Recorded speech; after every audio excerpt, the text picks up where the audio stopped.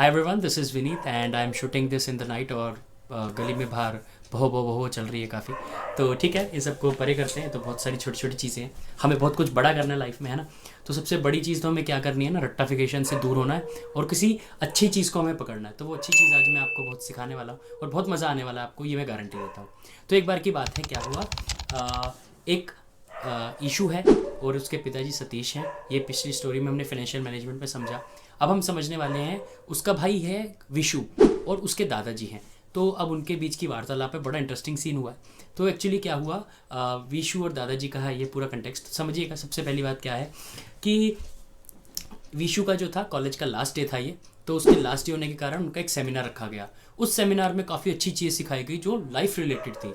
तो सबसे पहली चीज़ क्या सिखाई गई कि जो पानी होता है ना, अगर वो कहीं एक जगह ठहर जाए तो वो काई बना देता है ना। तो वो पानी खराब हो जाता है। तालाब में हम देखते हैं एक जगह पानी ठहर जाता है तो उसमें ग्रीन ग्रीन एल्गी लग जाती है, वो खराब हो जाता है। तो क्या होता है अभी कि काई जमी हुई है। काई कहाँ जमती है? जहाँ पे पानी खड़ा हुआ है, जहाँ पे पानी ठहरा हुआ है। तो कहाँ पे नहीं जमती? जहाँ पे पानी चल रहा है। नदी में कभी आपने देखी है काई? है नहीं है, राइट। तो अब क्या पॉइंट होता है कि ऐसे ही उसको ही समझ आया, तो उसने वो अप्लाई करना चाहा अपनी लाइफ में। कहता कि मेरे पास ना 80,000 की सेविंग हुई है, मुझे शूज़ खरीदने। तो कह रहा है 80,000 के शूज़ हैं, 80,000 के।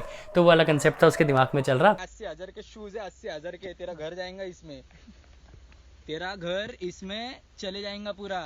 शूज देख।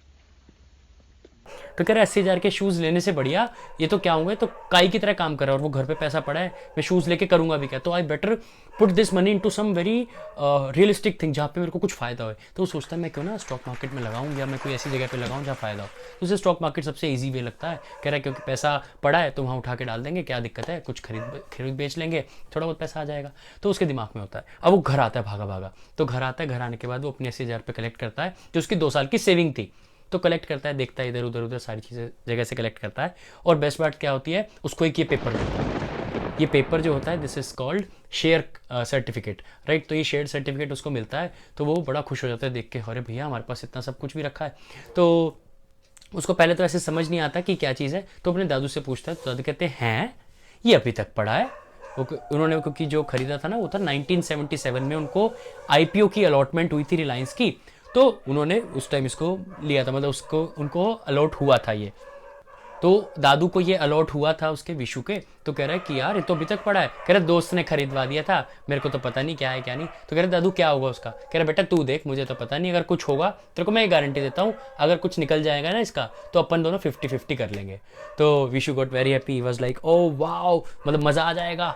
तो ही गॉट वेरी हैप्पी। तो वो क्या करता है, रिलायंस के कस्टमर केयर पे कॉल करता है। तो मैडम जी से बात करता है कि मैडम मैडम हमारे पास ऐसे ऐसे पेपर है, ये सब हुआ है, तो क्या करना है। तो कहती है सर मैं ना आपको एक प्रोसेस बताती हूँ। सबसे पहले तो आप देखिए ये जो गर्ल है इसके अंदर, she is Chhavi, Chhavi Agarwal I said, हाँ हर प्रीवियस नेम, बट अभी छवि हुसैन है नाम। She is a cancer survivor, इन्होंने कैंसर को जीत लिया।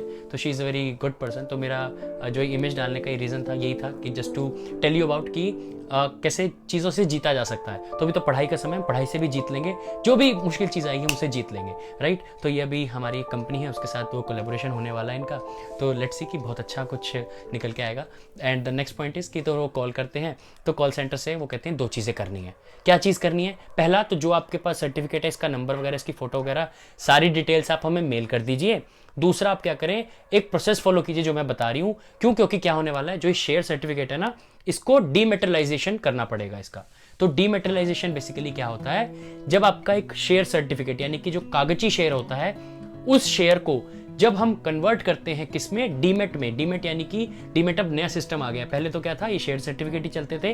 अब सारा प्रोसेस डीमेट में होता है, मतलब कि ऑनलाइन आपका अकाउंट होना चाहिए, ऑनलाइन आपके पास शेयर्स वो आ जाएंगे। तो डीमेटलाइजेशन मतलब कि उसको जो पेपर शेयर था उसको हमें अकाउंट में डलवाना है अपने, दैट्स द पॉइंट। तो अब वो कहते हैं क्या क्या प्रोसेस फॉलो करने, कह रहे बताओ मैम, मैं अभी करता हूँ, मतलब बताओ कैसे क्या करना है। तो कह रही है सर पहले प्रोसेस सुनिए।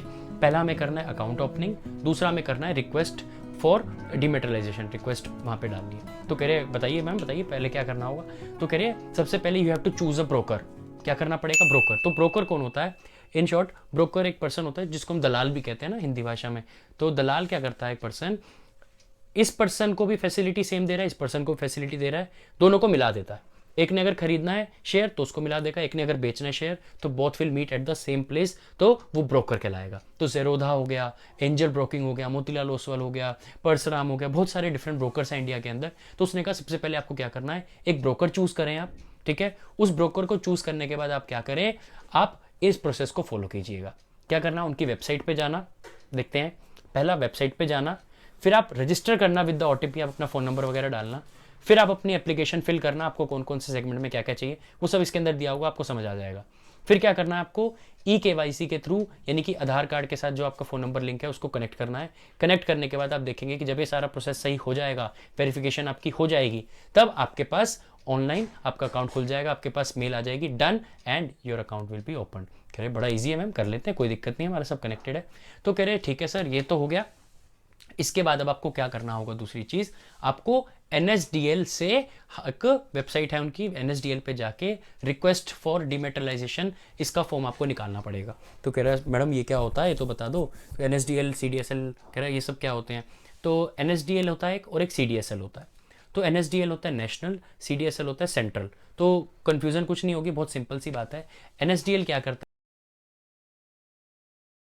तो NSDL क्या करता है, वो नेशनल होता है, CDSL सेंट्रल होता है, मतलब दोनों पूरे देश के लिए ही होते हैं। पर ये क्या होता है, डिपॉजिटरी होते हैं। डिपॉजिटरी माने तो इनको पता होता है कि कौन कौन से शेयर किस किस के पास डिपॉजिट है, कौन किसके पास कहाँ पे कौन से डीमेट अकाउंट में पड़े हुए हैं शेयर, तो वो उनको सब कुछ होता है। डिपॉजिटरी की तरह काम करते हैं ये। डिपॉजिटरी माने तो सिंपल सी बात होती है, डिपॉजिटरी कौन हुआ, आपने शेयर खरीदा, ठीक है, आपने उसको रख लिया, ठीक है, रखने के बाद आपके अकाउंट में तो वो दिख रहा है, बट असली में किसके पास डिपॉजिट है, वो NSDL के पास है ना। जैसे बैंक की बात करते हैं, बैंक में क्या करते हैं, हमने पैसा डलवाया, हमने पैसा डाला, तो हमने एक्सिस बैंक के अंदर पैसा डाला हुआ है और एक्सिस बैंक में आपको बैलेंस शो कर रहा है, तो वो बैलेंस तो एक्सिस बैंक में शो कर रहा है आपको, बट असली में पैसा आपके एक्सिस बैंक के अंदर डला हुआ है। तो ऐसे NSDL में आपके पास डीमेट के जो शेयर्स होते हैं ना, वो बैकेंड में डले हुए हैं, ताकि आपको फ्रंट एंड में दिख पाए, यानी कि आपको सामने दिख पाए, और बैकेंड में वो सब चीज़ें डली हुई हैं। तो NSDL का क्या काम होता है, डिपॉजिटरी का।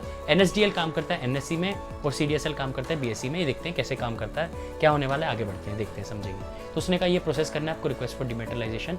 फिर उसके बाद कहता है कि जो विशु होता है वो सारे प्रोसेस को कर लेता है, and he got very happy कि भैया अब अकाउंट भी खुल गया, और 80,000 रुपये डाल देता है और ट्रेडिंग वेडिंग के लिए, मतलब उसके पास पैसा आ गया जिससे वो स्टार्ट कर सकता है। और उसको ना एक वो बड़ा पसंद है, मुन्ना भाई के अंदर जो सर्किट था ना, अरशद वारसी, तो उसको वो आदमी बड़ा पसंद है। तो वो कहता है थोड़ी थोड़ी देर में उनका गाना गाता है, समझो हो ही गया। तो वो ये गाना बार बार गाता है, जब भी कोई काम हो जाता है तो कहता है समझो हो ही गया। वो इसलिए गाता है, क्यों, क्योंकि उसका फैन था। तो अब क्या होता है, अभी प्रोसेस समझते हैं क्या क्या हुआ। एक तो डिमेटलाइजेशन का प्रोसेस अंडर में है, डिमेटलाइजेशन अलग है और अकाउंट अलग है। तो डीमेट अकाउंट तो उसका खुल गया, उसने वो सब प्रोसेस फॉलो करा, उसका डीमेट अकाउंट खुल गया, बट अभी डिमेटलाइजेशन में टाइम लगेगा। चेक करेंगे कि क्या ये इसी आदमी का है, क्या जो इसके दादाजी हैं उसका नाम चेक करेंगे, सर्टिफिकेट नंबर देखेंगे, एड्रेस देखेंगे, फ़ोन नंबर, पता नहीं बहुत सारी जितनी चीज़ों से तहकीकात हो सकती है वो करेंगे, ताकि एश्योर कर सकें कि ये इन्होंने खरीदा था। That's right. फिर दूसरी चीज़ क्या होती है, अब जो इंपॉर्टेंट था ना वो ये था, इंपॉर्टेंट क्या था कि इशू देखता है कि हमारे पास ना 1000 शेयर्स हैं रिलायंस के, 1000 शेयर्स हैं, और आज जो रिलायंस का प्राइस है वो है 2300 रुपये। हमने जो उस टाइम लिया था वो 10 रुपये पर शेयर पे लिया था, और अब जो चल रहा है वो है 2300 रुपये। तो कह रहे हैं यानी कि 23 लाख रुपए हो जाते हैं, 33 लैक्स। बट लेकिन उसमें भी बहुत खुश है वो। तो अब उसने ना गूगल करा और लिखा कि अगर हमने 10,000 रुपये 1977 में इन्वेस्ट करे होते रिलायंस में, तो आज कितने बन गए होते। तो उस पर लिखा है 2.1 करोड़। उसकी तो आंखें खुली रह गई। तो कह रहे 2.1 करोड़, बट लेकिन ये कैसे। तो कह रहे 1000 तो शेयर हैं, 2300 प्राइस है, 2.1 करोड़ कैसे। बड़ा उसको कन्फ्यूज़न थी। तो अभी वो इस कन्फ्यूज़न में था, बट लेकिन इतना खुश था अंदर से कि भैया कुछ मतलब पैसा मिलने वाला है। और वो इसलिए ज़्यादा खुश था कि दादू ने कहा था कि इसका जो भी तेरे को जो भी आएगा उसका 50-50 हम कर लेंगे, राइट। तो अभी उसमें मेहनत में लगा हुआ है, और वो चाह रहा है कि 2 करोड़ रुपये तो आ ही जाए किसी तरह, यानी 1 करोड़ 5 लाख तो आएगा जेब में। बट अभी ये सब चल रहा होता है, अभी प्रोसेस में होता है। कह रहे थे ना मार्केट को स्टडी करते हैं, मजे लेते हैं मार्केट के। तो उसने एक और ज्ञान सीखा था, what he learned that day. उसने सीखा कि मार्केट में ना इन्वेस्ट करने के लिए क्या 2 प्रोसेस होते हैं, दो अच्छी चीज़ें होती हैं। तो उसने पहली चीज़ क्या सीखी, जो भी चीज़ें आप अपने सराउंडिंग में, मतलब जो आसपास आप कंज्यूम कर रहे हैं, उनके शेयर्स खरीदने बढ़िया है। और दूसरा क्या बढ़िया है, जो इनकी कंपनी की रेपुटेशन बहुत बढ़िया है, जैसे रिलायंस है, आज बहुत अच्छी रेपुटेशन है इनकी, है ना। कोई छोटी मोटी चीज़ से कोई इनके शेयर प्राइस ज़्यादा हिलते नहीं है, बहुत बड़ा कोई बदलाव, बहुत बड़ी कोई एक आपदा भी आ जाए ना, तब भी ये कहीं ना कहीं स्टैंड कर जाते हैं। तो रेपुटेशन है कंपनी की। तो कहने का मतलब क्या है कि ऐसी जगह इन्वेस्ट करें जिनके प्रोडक्ट आप यूज़ कर रहे हैं, और दूसरा कहने का मतलब क्या है कि जिनकी रेपुटेशन बड़ी है वहाँ इन्वेस्ट करें। तो वो कहता है चलो जी करते हैं, देखते हैं हम क्या क्या कंज्यूम करते हैं। तो वो कुछ इस प्रकार कंज्यूम करता है। पहला एयरटेल, यानी जो फ़ोन यूज़ कर रहा है, सिम यूज़ कर रहा है, वो एयरटेल की है। दूसरा कह रहा है बुक्स रजिस्टर्स वगैरह जो वो यूज़ कर रहा है वो आईटीसी के कर रहा है। और गाड़ी उनके पास कौन सी थी, टाटा की हैरियर गाड़ी थी। तो कह रहा है मैं ये सब चीज़ें यूज़ करता हूँ, तो उनके शेयर्स खरीदते हैं। तो सबसे पहले वो क्या करता है, वो एयरटेल को सर्च करता है। एयरटेल सर्च करता है तो उसमें आता नहीं है, वो उसका जो अकाउंट खुल गया था, पोर्टल खुल गया था, तो उसमें वो एयरटेल सर्च करता है, आता नहीं है। तो उसने कहा एयरटेल सर्च करा, आता क्यों नहीं है, क्यों, क्योंकि उसने स्टॉक का नाम डाला था। फिर उसने डाला भारती एयरटेल, जो कंपनी का पूरा नाम है, तो उसने भारती एयरटेल डाला, तब उसका स्टॉक आया, तब उसका नाम आया। और अब जब नाम आता है, ये आप स्क्रीन पे दिख ही रहा होगा, तो ये जो नाम आता है इसमें फिर एक कन्फ्यूज़न, भाई साहब अब वो किस में खरीदे, एनएससी में जाए या बीएससी में जाए, उसको तो एक क्लियरिटी नहीं थी। सीडीएसएल मैडम ने तो बता दिया, बट अभी एनएससी बीएससी में उसको क्लियरिटी नहीं है। तो एनएससी क्या है, नेशनल स्टॉक एक्सचेंज, बीएससी क्या है, बॉम्बे स्टॉक एक्सचेंज। अब देखते हैं ये एक्सचेंज कैसे काम करते हैं, बिल्कुल अक्षय कुमार की तरह, है ना। अक्षय कुमार ने कैसे करा था, फिस फिस, तो उसकी तरह ही काम करता है। एक्सचेंज से बेसिकली मतलब क्या है, एक्सचेंज ऑफर भी होता है ना। तो एक्सचेंज ऑफर में हम क्या करते हैं, एक पुरानी चीज़ दे आते हैं और नई चीज़ ले आते हैं, यानी लेन देन चल रहा है। तो लेन देन का मतलब एक बायर है, एक सेलर है ना। ब्रोकर ने उन दोनों को मिलवा तो दिया, एक बायर को एक सेलर को मिलवा दिया, ठीक है। बट लेकिन कहीं एक्सचेंज भी होगा, किसी ने बाय करा, किसी ने सेल करा। तो जिसने बाय करा उसको स्टॉक चाहिए और जिसने सेल करा उसको पैसे चाहिए। तो एक्सचेंज देखो क्या क्या चीज़ें हो रहे हैं, स्टॉक एक्सचेंज हो रहा है, पैसे एक्सचेंज हो रहे हैं, किसके बीच में, एक बायर के बीच में, एक सेलर के बीच में। तो एनएससी क्या कर रहा है, इनके बीच में एक प्लेटफॉर्म प्रोवाइड कर रहा है। ई ट्रेडिंग, यानी कि हम ऑनलाइन ट्रेडिंग कर पा रहे हैं ना, इलेक्ट्रॉनिक मीडियम के थ्रू ट्रेडिंग कर रहे हैं, तो वही फैसिलिटी प्रोवाइड कर रहा है। दूसरा वो क्या कर रहा है, आपको ईजी एक्सेस कर रहा है ना। आप जब भी चाहें आप ट्रेड कर सकते हैं, जिस भी टाइम चाहें ट्रेड कर सकते हैं। इंटरनेट और ऐप ओपन करनी है आपने and you are done, you can easily trade, ये हो जाता है। दूसरा और क्या करता है एनएससी, एनएससी आपको क्या करती है, देखते हैं। तो एनएससी एक और काम करती है, एनएससी जो है इंटरनेशनल बेंचमार्क्स को इनको वो करना होता है, क्या करना होता है, इंटरनेशनल बेंचमार्क्स को, स्टैंडर्ड्स को भी मैच करना पड़ता है। क्यों, क्योंकि फॉरेन इन्वेस्टर भी आता है, बहुत सारे और लोग भी आते हैं, ट्रेडिंग साइकिल्स को देखना पड़ता है। तो ये सब एनएससी का काम होता है। जो काम एनएससी कर रहा है वही काम बीएससी भी कर रहा है, बट एक छोटा सा फर्क है इसके अंदर। बीएससी जो फोकस करता है वो करता है स्मॉल कंपनीज पे, एनएससी फोकस करता है बड़ी कंपनी पे। बट आप देखेंगे जैसे एयरटेल में था अभी कि वो एनएससी में भी है और बीएससी में भी है। तो ऐसा क्यों, इसका एक बहुत छोटा सा रीज़न हो सकता है कि पहले जो कंपनी छोटी थी तब उसने बीएससी में अपने आप को लिस्ट करा, बट लेकिन जब बाद में बड़ी हो गई तो बीएससी में तो लिस्टेड ही है बट एनएससी में भी चले गए। तो नेशनल स्टॉक एक्सचेंज और बॉम्बे स्टॉक एक्सचेंज, एक बढ़िया फैक्ट बताता हूँ, एक दिल्ली में भी स्टॉक एक्सचेंज था, बट लेकिन वो इतना इफेक्टिव नहीं था, इसलिए उसको बंद होना पड़ा। वरना हमारे इंडिया में 3 स्टॉक एक्सचेंज होते हैं, एनएससी, बीएससी, डीएससी। तो अब अभी हमारे पास कौन से, एनएससी और बीएससी। तो ये क्या है, एक्सचेंज है, क्या करते हैं, ट्रांसफर करते हैं शेयर्स का, पैसे का, है ना, क्लियर।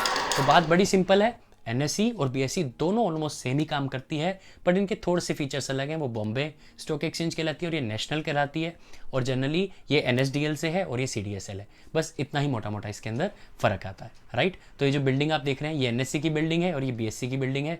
बीएससी की बिल्डिंग के बाहर आपका बहुत प्यारा ये वो बना हुआ है, बुल बना हुआ है, और बियर आके अभी इसको छेड़ रहा है, बट जनरली ये बियर होता नहीं है। अगला देखते हैं। तो अब क्या होता है ना, स्टॉक मार्केट है, पैसे का खेल है, तो स्कैम तो होते ही हैं। तो आए दिन ना नए नए स्कैम होते रहते हैं, है ना। तो स्कैम करने के बाद वो भी बंदे कहते होंगे समझो हो ही गया।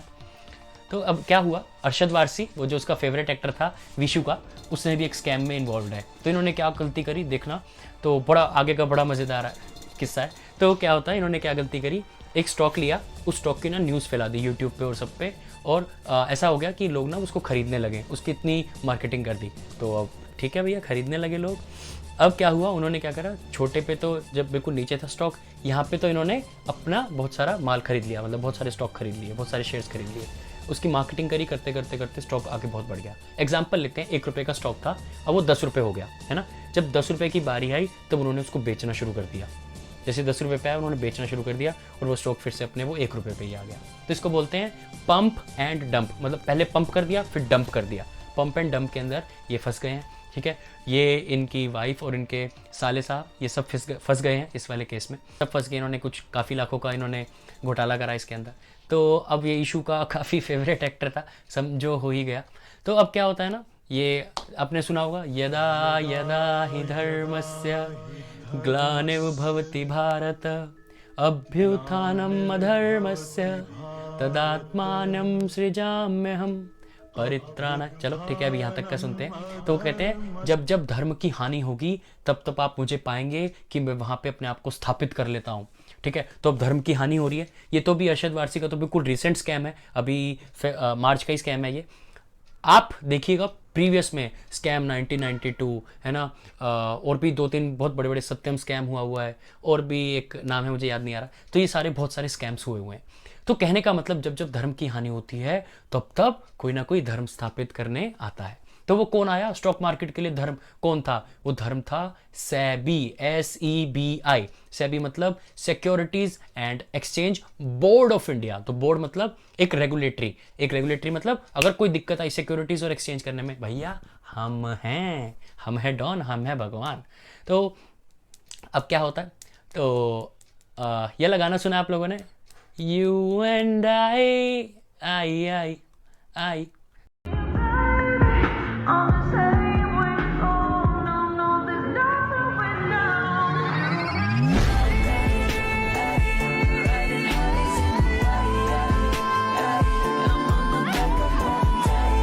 तो ऐसी क्या करा सेबी ने, क्या करा, एक ना रोल बनाया। सेबी ने एक रोल बनाया, उस रोल पे 3 आई लिखे हुए थे, और उस 3 आई वाले रोल को फेंक दिया, पूरे मार्केट में फेंक दिया, ताकि अब जब भी कोई इन 3 आई को देखेगा तब वो डर जाएगा और वो गलत काम नहीं करेगा मार्केट में। तो वो 3 आई क्या है? तो पहला आई है इशूअर, दूसरा आई है इन्वेस्टर, तीसरा आई है इंटरमीडिएटरीज। इसको हम बाद में समझेंगे, बट आप अभी इतना याद रखिए, एक सेबी ने क्या करा, रोल करा, उस पर 3 आई लिख दिए और मार्केट में फेंक दिया।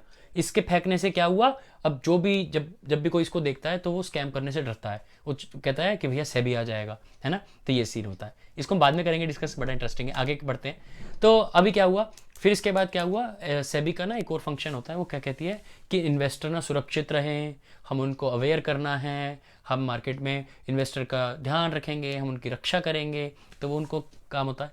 तो सेबी का फंक्शन हुआ एक, उस फंक्शन में पंकज रो दिया उस फंक्शन में एक पंकज नाम का आदमी आया था और वो रो दिया। क्यों रोया? क्योंकि उसको ना प्रोटेक्शन मिल रही थी, है ना उसको रेगुलेशन का समझ आ रहा था। उसको लग रहा था सेबी पैसा तो ले लेती है पर लेकिन डेवलपमेंट ये करते नहीं है। तो ये गधे आदमी है क्या? क्या क्या सोचा? पंकज रो दिया। क्यों रोया? क्योंकि आप कह रहे सेबी ना तो प्रोटेक्शन दे रही है हमें, ना उसका ढंग से कोई रेगुलेशन है, ना ही वो डेवलपमेंट कर रही है, तो फायदा क्या सेबी का? तो फिर पंकज को चुप कराया गया। कैसे? उसको ढंग से समझाया गया कि हम प्रोटेक्शन कैसे देते हैं, हम रेगुलेशन कैसे करते हैं और हम डेवलपमेंट ला रहे हैं भैया, हम अवेयरनेस प्रोग्राम कर रहे हैं, सब कर रहे हैं, डेवलपमेंट का ही तो पार्ट है। तो पंकज फिर कह रहा है ठीक है चलो जी सही बात है, सही कह रहे होंगे। इधर सब हो गया पंकज का और सेबी वेबी का। अब देखते हैं क्या हुआ। ईशू जो होता है अब ना ट्रेड करना चाहता है। ईशू का मन करता है कि भैया 80,000 रुपये पड़े हैं, इसको ट्रेड करते हैं। तो वो क्या करता है, टाटा मोटर्स के शेयर खरीदने चालू करता है। तो 100 शेयर खरीदता है। तो उसने गलती कर दी, वहाँ पे ना लेफ्ट में आप देख रहे होंगे ऊपर बटन में एक इंट्राडे बना हुआ है और एक लॉन्ग टर्म बना हुआ है।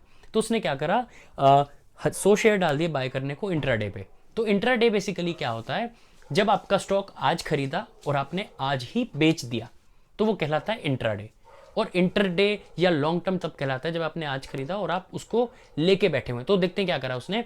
तो उसने 100 शेयर लिए और उसने डाल के छोड़ दिए।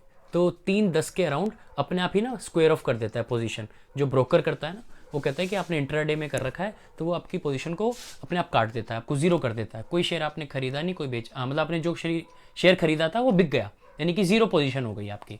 Is it right? तो उसको लग रहा है कि अगले दिन मैं देखूंगा मेरे पास टाटा मोटर्स के शेयर आ जाएंगे, बट लेकिन ऐसा हुआ नहीं। हुआ क्या एक्चुअली में, इट वॉज कॉल्ड इंट्राडे। तो अब वो अगले दिन क्या करता है, वो कहता देखता है कि शेयर आए नहीं, तो वो कहता है ये क्या हो गया। तो वो फ़ोन मिलाता है अपने ब्रोकर के पास। तो ब्रोकर पे फोन उसने कॉल करा। कॉल करने के बाद उसने बताया सर आपने तो इंट्राडे में ली थी, आप एक काम करो, आप लॉन्ग टर्म पे क्लिक करो। अगर आपको रखना है शेयर तो आप लॉन्ग टर्म में क्लिक करो। तो उसने लॉन्ग टर्म क्लिक करा, फिर वो हो गया। फिर अगले दिन वो क्या देखता है कि अब तो आ जाएंगे डीमेट अकाउंट में। तो डीमेट अकाउंट कुछ ऐसा होता है जो आपको दिख रहा है, बट अभी भी नहीं आए। तो उसके ऊपर लिखा हुआ था T+1। तो कहने का मतलब क्या होता है कि जिस दिन का आपका ट्रेड हो गया वो दिन +1, आज वो अगला दिन है। तो T+2 सेटलमेंट साइकिल होती है इंडिया के अंदर। और एक बढ़िया फैक्ट बताता हूँ आपको, India is the only country, पहले T+2 समझते हैं क्या होता है। T यानी कि ट्रेड, यानी जिस दिन ट्रेड हुआ, +2 मोर डेज यानी कि टोटल 3 दिन, यानी कि जिस दिन ट्रेड हुआ वो दिन, प्लस में एक दिन, प्लस में दूसरा दिन, T+2 डेज यानी कि ट्रेड डे प्लस में 2 डेज, इतने में हमारे शेयर का सेटलमेंट होता है। सेटलमेंट यानी कि किसी से हमने क्या समझा था, एक्सचेंज क्या करता है, एक से पैसा लेता है, एक को शेयर देता है ना, एक से शेयर लेता है, एक को पैसा देता है, तो ऐसे करके वो एक्सचेंज करता है। तो एक्सचेंज करने के बीच में उनको टाइम लगता है, इसलिए ये आपके अकाउंट में रिफ्लेक्ट होने में 2 दिन लगाता है और वो फिर आपके डीमेट अकाउंट में आ जाता है। That's clear. तो इंडिया एक ऐसा कंट्री बनने वाला है जहाँ पे T+1 सेटलमेंट डे होने वाला है, यानी कि जिस दिन आप ट्रेड करेंगे उससे अगले दिन आपके अकाउंट में शेयर आपके पास होगा। That is way too amazing, और अभी तक ये किसी भी कंट्री में नहीं है। तो we are the advance country, हम बहुत बढ़िया, बहुत आगे बढ़ रहे हैं। तो आगे देखते हैं। अब एक चीज़ समझते हैं, फिरकी मैन ने जो था प्रीवियस, आपने फाइनेंशियल मैनेजमेंट वाले उसमें समझा था कि जो फिरकी मैन है उसने जो लोन लिया था वो लिया था 16% पे। एक फैक्ट देखते हैं, एक पिछला स्टैट्स देखते हैं। तो अगर सरकार को लोन लेना होगा, अगर सरकार को लोन चाहिए होगा उसके काम के लिए, तो क्या वो 16% पे उठाएगी? वो तो पागल हो जाएगी।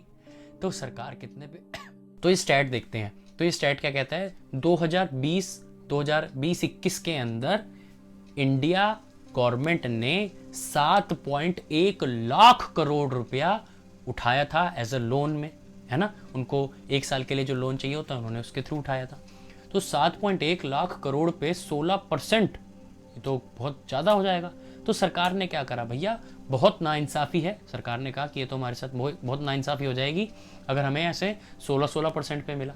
तो वो क्या कहते हैं, ऐसी दिक्कत ना हो, ये दिक्कत ना हो, इसलिए मनी मार्केट का बना, मतलब मनी मार्केट बना। तो मनी मार्केट क्या कहता है, 2 तरह की मार्केट है, कैपिटल, एक मनी। बड़ा सिंपल है, मनी मार्केट तब कहलाती है जहाँ पे सिर्फ मनी की बात होती है, पैसा, रुपया, करंट, कैश। कैपिटल मार्केट होती है जहां पे एसेट्स की बात होती है। एसेट्स माने तो शेयर्स, बिल्डिंग्स, है ना, बॉन्ड्स, ये सब जहां पे बात होती है वो होता है आपके कैपिटल मार्केट, जहां पे एसेट कहलाता है जो क्लास, एसेट क्लास। और यहाँ पे सिर्फ मनी एंड मनी, सिर्फ पैसे की बात हो रही होती है, कितने टके पे ब्याज देगा, कितना मनी चाहिए। और ये मनी मार्केट जनरली आपके वर्किंग कैपिटल के लिए ही होता है। तो अब सरकार को रेस करना है, तो सरकार क्या करेगी, आप क्या करेगी, कह रहे बाप बड़ा ना भैया, सबसे बड़ा रुपया। तो सरकार क्या करेगी, टी बिल लॉन्च करती है ना। कंपनी को काम करना हो तो कमर्शियल पेपर होते हैं, कमर्शियल मनी होता है, कॉल मनी होता है, बैंक टू बैंक होता है कॉल मनी, फिर होता है कमर्शियल डिपॉजिट होता है, कमर्शियल आपका बिल्स होते हैं। तो ये आप पढ़ लेना, बहुत ज़्यादा मुश्किल नहीं है ना। तो बेसिकली क्या है, मनी मार्केट का मतलब जहाँ पे पैसे की बात होती है, बाप बड़ा ना भैया, सबसे बड़ा रुपया, जहाँ रुपया मिलता है तो मनी मार्केट है। तो अब क्या होता है, छोटे भैया तो यहाँ ट्रेड कर रहे हैं, छोटे भैया तो यहाँ लगे हुए हैं, ट्रेड कर रहे हैं, और बड़े भैया वहाँ चाह रहे हैं कि हमारी कंपनी लिस्ट हो जाए, है ना। अब क्या होता है, बड़े भैया चाहते हैं कि हमारी कंपनी जो है लिस्ट हो जाए शेयर मार्केट में। तो फिरकी मैन बैठे होते हैं, तो फिरकी मैन कहते हैं कि भैया मतलब ऐसा क्या ख्याल आया आपके दिमाग में। तो कह रहा है कि यार मैं ना मतलब काफ़ी टाइम से चाहता था कि मेरा पब्लिक कंपनी बन जाए, ऐसा करके उनकी कोई वार्तालाप चल रही है। तो पहले भी आगे देखते हैं कि शेयर मार्केट कैसा होता है, शेयर ले लो शेयर, है ना। तो शेयर कैसे बिकता था ये आप देखिए इस वीडियो के अंदर।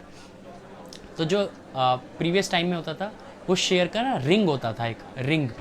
तो उस रिंग में क्या होता था, लोग ट्रेड करने आते थे। तो लोग कैसे कहते थे, ई सिस्टम तो था नहीं, है ना, इलेक्ट्रिसिटी तो थी नहीं, सॉरी ई ट्रेडिंग तो था नहीं उसके अंदर। तो उस टाइम क्या होता था, लोग कहते थे रिलायंस के मेरे पास 200 शेयर हैं, किसको खरीदने, तो कह रहा है मेरे को खरीदने हैं, क्या भाव देगा, कह रहा है मैं 10 रुपये दूंगा, तो कह रहा है कितना देगा, मैं 11 रुपये दूंगा, तो कह रहा है मैं ऐसे दूंगा। तो ऐसे करके मोल भाव होता, सब्जी मंडी थी बेसिकली, स्टॉक मार्केट की सब्जी मंडी थी। तो सब्जी मंडी में रेट तय होते थे और लास्ट में आके वो अपना सेटलमेंट करते थे। बिल्कुल सेम प्रोसेस यही होता था, आज ई सिस्टम पे हो रहा है, पहले जो आपका होता था वो पेपर सिस्टम पे होता था। Is it right? तो ये चीज़ क्लियर हो गई हमें। तो अब कहने का मतलब क्या है कि हाँ, पहले तो सबसे इंपॉर्टेंट चीज़ आप ये समझिए, ये सिस्टम क्या है कि जब भी शेयर मार्केट की बात हो ना तो आप उससे ना कह दीजिएगा, क्योंकि शेयर मार्केट ना बहुत छोटी सी चीज़ है। पर जब फाइनेंशियल मार्केट की बात आए ना तब आप उसे हाँ कह दीजिएगा। क्यों? क्योंकि फाइनेंशियल मार्केट बहुत बड़ा मार्केट है। आप जब शेयर मार्केट की बात करते हैं ना, आपका दिमाग छोटा हो जाता है। आप सिर्फ स्टॉक्स के बारे में सोचते हैं कि मैं स्टॉक खरीद लूँ, आज खरीदूंगा, कल 100 रुपये बढ़ जाएगा, 200 रुपये बढ़ जाएगा। तो उससे क्या होता है ना, आप और चीज़ें एक्सप्लोर नहीं कर पाते जहाँ असली पैसा बनता है, राइट। इसलिए व्हाट आई एम सेइंग कि you must always focus on financial market instead share market. तो शेयर मार्केट छोटा कंसेप्ट है, फाइनेंशियल मार्केट बड़ा कंसेप्ट है। क्यों? क्योंकि उसके अंदर क्या होता है, दोनों चीज़ें आ जाते हैं, दो बाप आ जाते हैं। तो कह रहा है फाइनेंशियल मार्केट कहता है ओ मेरे दो दो बाप, ये देखिए आपने मूवी, तो इसमें होता है ना, वो कह रहा है मेरे दो दो बाप। तो ऐसे फाइनेंशियल मार्केट के भी दो बाप है। पहला बाप है मनी मार्केट, दूसरा बाप है कैपिटल मार्केट। तो मनी मार्केट हमने सीख लिया, तो और दूसरा अब हम क्या सीखेंगे, कैपिटल मार्केट। देखते हैं कैपिटल मार्केट बनता कैसे है। तो कैपिटल मार्केट के लिए हमें पहले ही जानना पड़ेगा, सबसे पहले मुर्गी आई या अंडा, विच केम फर्स्ट, पहले मुर्गी आई या अंडा। तो कह रहे सबसे पहले मैं ही तो आया। ये देखिए आपने वेलकम, तो वेलकम में कहता ना, अंडे का तो पता नहीं, पर सबसे पहले आईपीओ आया। अगर कोई भी एक मार्केट है, उसके अंदर आप कुछ खरीद बेच रहे हैं, तो इसका मतलब कि वो कहीं से तो बन के आया होगा ना। जैसे सेकेंड हैंड मार्केट होती है, बच्चे हैं, आप सब लिंक कर पाएंगे कि सेकेंड हैंड जैसे फ़ोन होते हैं, तो सेकेंड हैंड फ़ोन आप लोग जाते हैं, आप अपने आसपास की दुकान पे जाते हैं और उनको ट्रेड करते हैं, कहते हैं ये भैया ये वाला फ़ोन ले लो, आप मुझे इसके बदले इतना पैसा दे दो। बट लेकिन वो फ़ोन पहले तो कहीं से आया था ना, तो वो पहले कहाँ आया? अब वो जो पहले आया वो चीज़ कहलाती है एक तरह से आईपीओ। उसको समझते हैं कैसे? IPO is basically means initial public offering, यानी कि हम इनिशियली पब्लिक को ऑफर करते हैं, आइए हमारे शेयर्स खरीद लीजिए।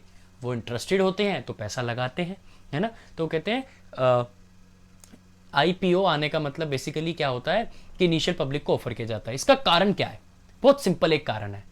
जब भी पैसे की बात होती है ना, जब भी आईपीओ की बात करेंगे या और भी कोई ऐसी बात करेंगे, तो इसका एक ही मकसद होता है, वो मकसद है टू रेज कैपिटल। पैसा रेज करना is the sole motive of these IPOs and all these thing, right. तो ये क्लियर हो गया आपको। अब देखते हैं इशू अपनी कंपनी लॉन्च वो करने वाला था, आईपीओ लॉन्च करने वाला था अपनी कंपनी का, तो उसके पास और भी क्या वेज थे। तो फिरकी कहता कि सर आप आईपीओ ही क्यों जाना चाह रहे हैं, ये कुछ और तरीके भी तो, आप इसके थ्रू चले जाए। तो कह रहा है क्या क्या तरीके हैं भाई, बता दे, मेरे को तो कंपनी लिस्ट करनी है अपनी, पर फिर भी तू बता दे। तो वो बताता है। तो कह रहा है कि सर पुराने ज़माने में पहले टाइम पे तो प्रोस्पेक्टस इशू हुआ करता था, तो उस टाइम तो वो होता नहीं था, क्या नहीं होता था आपका बेसिकली, डीमेट अकाउंट वगैरह तो होते नहीं थे। तो उस टाइम क्या करता था, इन्वेस्टर्स को हम न्यूज़पेपर से और सारी टीवी एड से इन सबसे बताते थे कि हमारा आईपीओ आने वाला है, प्रोस्पेक्टस ले लीजिए और आप इसको फिल कर दीजिए। तो वो बैंकों में जाते थे, प्रोस्पेक्टस फिल करते थे, तो ऐसे आईपीओ आता था। कह रहा सर अब तो नया एडवांस सिस्टम आ गया, तो इसकी तो कोई ज़रूरत नहीं है। तो दूसरी चीज़ आपको मैं बताता हूँ, वो क्या है, offer for sale. Offer for sale क्या होता है, इस टाइम वो सेल ही कर रहे हैं ना, इस टाइम अपने शेयर सेल कर रहे हैं। कौन? Issue and company, issue and stores. तो वो क्या कहते हैं कि हम ना ऑफर लेके आते हैं एक सेल का, कि हमारे जो शेयर्स है ना उसको हम बेचना है, अगर कोई बल्क में खरीदेगा तो हम उसको डिस्काउंट भी दे देंगे। जैसे 1 करोड़ रुपए के शेयर वो कहता है कि मैं खरीदूंगा, तो कह रहे 1 करोड़ के शेयर लेगा ना तो मैं 2% का डिस्काउंट दे दूंगा, तो उसको 2 लाख रुपए ऑफ मिल जाएंगे। तो कह रहे सर हम एक ऑफर फॉर सेल निकाल सकते हैं, हमें एट द एंड बेचने तो शेयर्स ही है ना। कह रहे ऐसा कर सकते हैं। कह रहे हाँ ऑप्शन तो ठीक है, मतलब बढ़िया है, और बताओ और क्या क्या है। तो कह रहे प्राइवेट प्लेसमेंट कर सकते हैं। कह रहे प्राइवेट प्लेसमेंट वो क्या होती है? तो कह रहे प्राइवेट प्लेसमेंट बेसिकली होती है जब आपकी कोई कंपनी सीधा का सीधा किसी एक बड़े इन्वेस्टर के पास जाती है और उसको कहती है आप हमारे शेयर्स आप ही खरीद लो, हम किसी और के पास नहीं जा रहे। कह रहे आप खरीद लो सीधा सीधा। तो किसी प्राइवेट कंपनी के पास गए, जैसे कि एक छोटी इशू एंड कंपनी किसी डी मार्ट यानी किसी बड़ी कंपनी पे चली गई। तो इशू एंड स्टोर्स क्या करते हैं, किसी बड़ी कंपनी पे चले जाते हैं, मान लेते हैं डी मार्ट या उन्हीं के सेगमेंट की कोई बड़ी कंपनी है, तो वो कहती है कि वो आप इशू कहता है कि सर आप हमारे प्राइवेट शेयर्स ले लीजिए, आप ही ले लीजिए, आप 30% ले लीजिए, मतलब हमारे को तो कोई नुकसान नहीं, हमारे तो पैसा ही चाहिए हमें, तो आप ले लीजिए, हमारे लिए बढ़िया होगा। तो वो वाला कंसेप्ट हो जाता है प्राइवेट प्लेसमेंट, कि जब आप प्राइवेट किसी कंपनी के पास जाते हैं, कह रहा है कि आप ही हमारा शेयर ले लीजिए, that will be awesome. Private placement में जनरली एक कंसेप्ट क्या होता है कि वो पब्लिक को नहीं जा रहा, वो एक प्राइवेट किसी कंपनी को जा रहा है, बस ये कंसेप्ट है। कह रहे हैं और ऑप्शन बता भाई, ठीक है अच्छे, मतलब ऑप्शन तो सारे बढ़िया हैं, बट इससे स्टॉक मार्केट में लिस्ट हो जाएगी क्या? तो कह रहा है सर एक और कंसेप्ट है, अगर आपको पैसा ही रेस करना है तो कह रहे राइट इशूज़ कर लीजिए। कह रहे राइट इशू, अब ये क्या है भाई? राइट इशू बेसिकली क्या होता है, राइट यानी कि हक, है ना, इशू मतलब करना, हक, हकदार, जो हकदार है उसको उसका हक देना, ये कहने का बेसिक मतलब है। तो हकदार कौन है? तो जो प्रीवियस शेयर होल्डर्स बैठे हुए हैं कंपनी के अंदर, कौन कौन बैठे हुए हैं? शेख साहब बैठे हुए हैं दुबई के, सीए चाचा बैठे हुए हैं, तनुज जी बैठे हुए हैं, ये सब लोग बैठे हुए हैं। तो कह रहे हैं इन्हीं सब से पूछ लीजिए अगर ये लोग इंटरेस्टेड है और उनके पास है इतना मोटा पैसा। शेख साहब से पूछ लीजिए कि अगर आपको पैसा रेस करने है तो ये कर देंगे। तो कह रहा है यार बात तो बढ़िया है, बट लेकिन ना मुझे अभी भी मतलब मज़ा नहीं आ रहा, मुझे अपना स्टॉक मार्केट में लिस्ट करना। तो उसका बता, कह रहा सर फिर एक काम यही करो, जैसे प्रोस्पेक्टस बनता है ना, प्रोस्पेक्टस तो अभी भी बनेगा, बट अब हम EIPO लेके आएंगे अपना।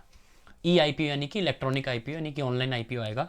उसके अंदर क्या होता है, जो सेबी की सारी गाइडलाइंस होती है वो हमें फॉलो करनी पड़ती है एज ए कंपनी। तो वो क्या क्या होती है, रेड हियरिंग प्रोस्पेक्टस बनता है, RHDP बोलते हैं उसको, RHDP बनेगा, रेड हियरिंग डिपॉजिटरी, मतलब एक फुल फॉर्म होती है, आप पढ़ लीजिएगा। तो पहले तो क्या होता है, वो प्रोस्पेक्टस बनेगा, वो प्रोस्पेक्टस लोगों तक जाएगा, लोग उसको क्या करेंगे, ऑनलाइन अप्लाई करेंगे, ऑनलाइन उनके ब्रोकर के थ्रू जाएंगे, बैंकों के थ्रू जाएंगे और उसको अप्लाई करेंगे। अप्लाई करने के बाद जिसके अलॉटमेंट आएगी उनके पास IPO वाले शेयर्स आ जाएंगे, वरना उनको पैसे वापस कर दिए जाएंगे। तो ऐसा गेम होता है। तो कहता है यार ये बढ़िया है, मैं क्या करता हूँ, अपनी कंपनी को ना EIPO में ही लेके जाते हैं, ये ज़्यादा बढ़िया रहेगा। तो कह रहा है सर हाँ ये बढ़िया, चलो इसकी तैयारी करते हैं। इसकी तैयारी होने में ना टाइम लगता है। लेट्स से कि आपने आज शुरू करा ना, अगर अपना IPO लाने के लिए भी अगर आपकी कंपनी को तैयार करना शुरू करा, तो आपको अभी से भी 6 महीने से साल भर तक का टाइम लग जाता है अपना IPO लाने में। तो अब इतना टाइम क्यों लगता है? क्यों? क्योंकि सेबी भाई साहब बैठे हैं, है ना, भगवान जी है ना वो। तो कह रहे हैं समझो हो गया, इतना इजी नहीं है। तो कह रहे हैं मैं बैठा हूँ, सेबी कह रहा है भगवान बन के मैं बैठा हूँ, मुझे इन्वेस्टर को प्रोटेक्ट करना है। तो तुम लोग तो गधे हो, तुम लोग तो कुछ गलत कर दिया तो मेरे तो इन्वेस्टर मरेगा, सरकार मुझे पे गाली देगी, मैं कैसे संभालूंगा। तो इसलिए क्या होता है, तो वो कहता है कि भाई साहब, सेबी कहती है कि तुम एक एक प्रोसेस से जाओ, हम तुम्हें देख रेख करेंगे, हम तुम्हारे को अप्रूव करते जाएंगे, तब तुम आगे बढ़ते जाना। तो ऐसे पूरा प्रोसेस होता है। अब क्या होता है, ये सब करके EIPO आ गया और आगे हम देखेंगे कि कैसे ये बड़ा इंटरेस्टिंग होने वाला है। अब आगे जो है, अभी हम इसको डिकोड करने वाले हैं। डिकोड नेक्स्ट वीडियो में आप देखिएगा कैसे आपको एक चैप्टर और याद हो गया और बड़ा इजी हो गया होगा ये चैप्टर। तो इस चैप्टर में क्या करने वाले हैं हम, चलिए आगे देखते हैं, उसमें ज़्यादा इंटरेस्टिंग आएगा। नेक्स्ट वीडियो पे चलते हैं। Thank you very much for listening and कोई दिक्कत हो, कोई क्वेरी हो, यू कैन।